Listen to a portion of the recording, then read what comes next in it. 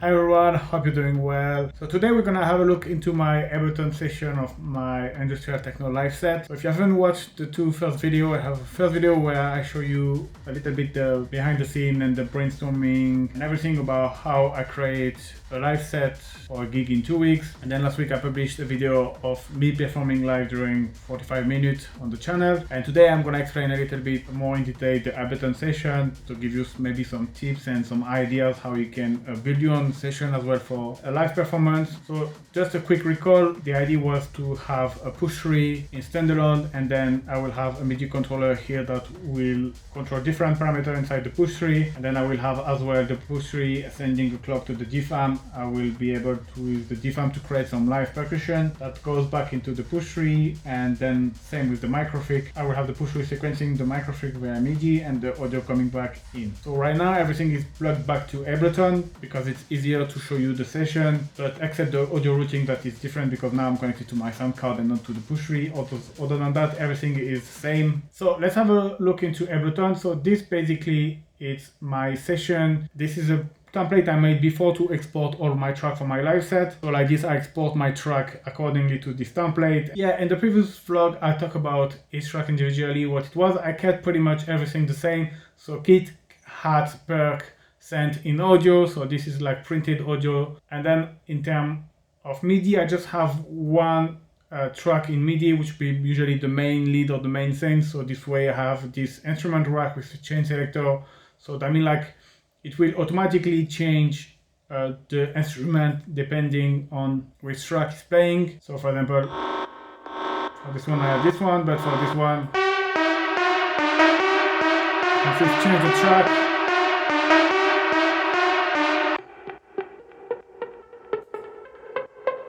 And then it changed again different preset. So this is pretty easy to do. You just have to create chain, and then you have to click on the chain here and assign this one is 0, this one is 1, and this one is 2.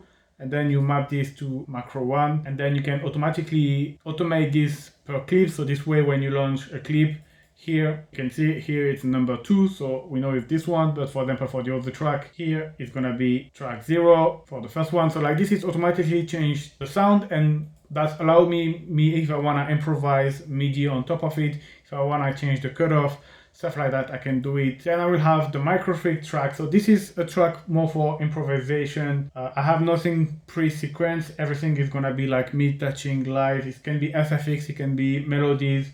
This is really like every time I do a live set, I do something different. One trick I've done here is, for example, I have some pre-made preset that I know work well per track. So for example, here you see, I know that on this track, Oxnix preset on my Microfreaks work well.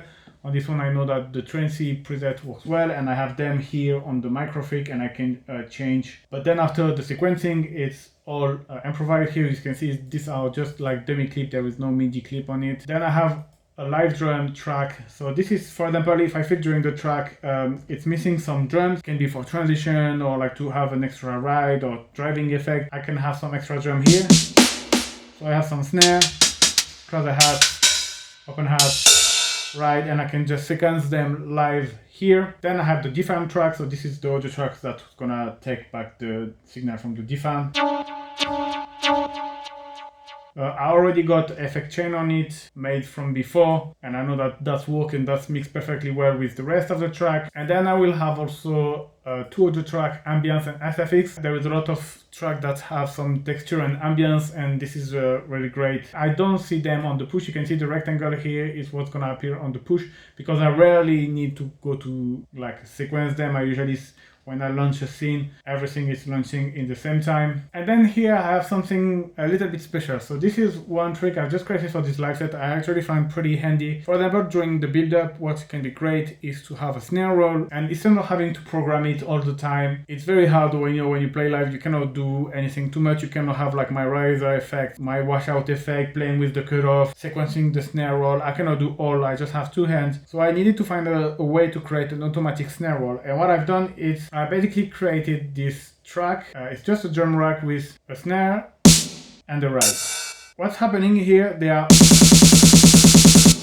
all the time playing, but what's happening is I also map the volume of each one to my MIDI controller here. So which means that if I bring this to the minimum, you don't hear nothing, but they are still playing all the time. They are always playing, but it's allowing me to have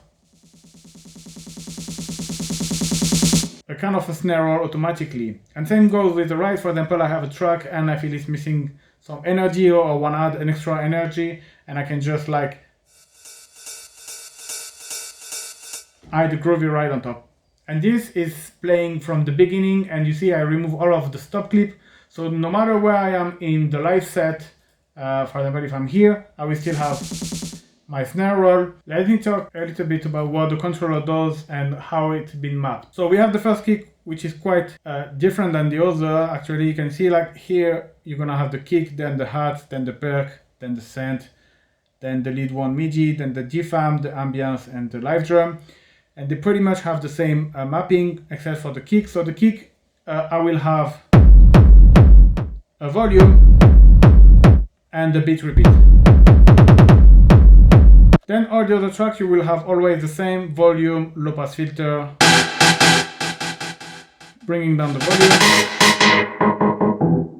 low pass filter, and then you have FX1, FX2, which are like sent to the return, and the FX1 is a classic washout, and the FX2 is like a weird pitch delay. You're gonna wash out. Here this weird reverse pitch delay, and then I have two extra parameter, which is a phaser and a scatter effect, which sounds like this. For the phaser.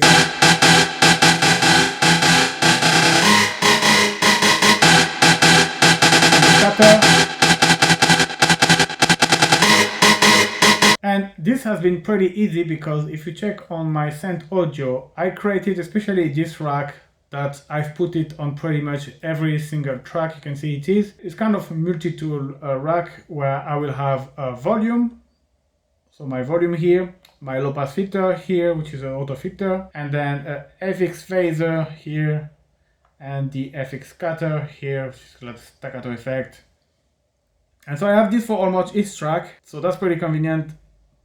And then the FX, obviously you can see is the same here, which are mapped. So that pretty much covers a good part of the mapping.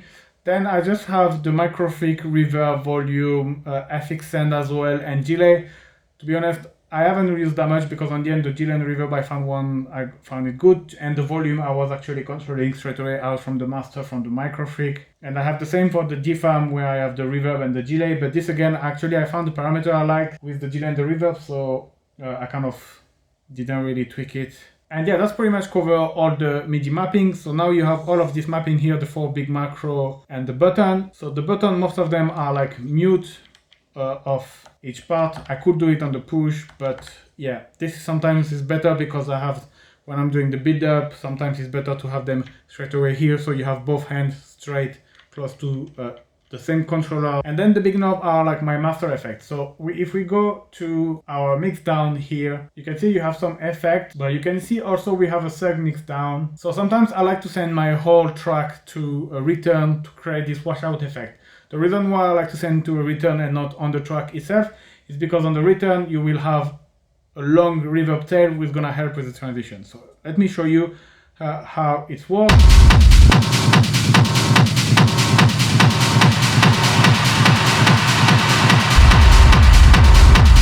You can hear this big noise, it's coming from this return, and in order to do that I need to create a send mix down. So like this, all of my track I send them to the send mix down, and then I can send with this knob here all my mix to this return effect. Now I still want my send mix down and my washout effect to be processed by other effect, and that's why send mix down and the washout goes into the mix down. This is kind of my master effect, and on it I will have an EQ for locus.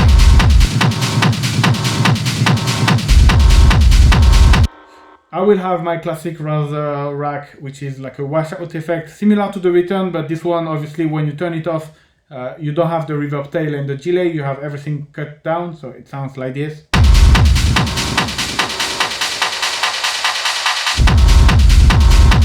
You see here the effect stops straight away when I turn down, where with the washout, even if I bring down the washout, you still have the tail of the reverb. That's the main difference between two. And I have other weird effects, so the phaser and the scatter that I had as well on each Audioreakt track, I have them on the master.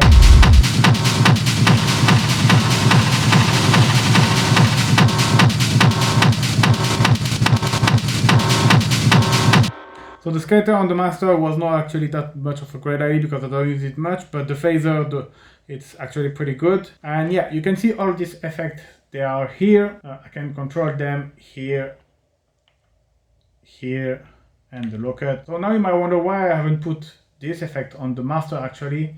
It's just because on the master I had a kind of an EQ and the mastering chain, and I don't really like to mess up the effects which are dedicated for the sound design part, like such as the lockout, the riser, or the arrangement part, I say, with effects which are like solely for mastering. And this is more like a rack that I use for the balance and making sure on the system was okay. Alright, so that's it for the mapping and the hardware. So the great things with a live and push with standalone is that I created the whole liveset inside Ableton on my computer, and then I could just save the project, drag and drop into the push2, and everything was saved. All the mapping has been saved. I basically done the mapping with the fader fork connected on the computer by USB, and then when I export the session from the computer to the push3, and I launched the push3 in standalone mode, I plugged this by USB-A here, and all the mapping was straight up there. So that was pretty good. I really like how it was easy. I didn't have any problem. It was really drag and drop. Everything was working exactly how it was on the computer.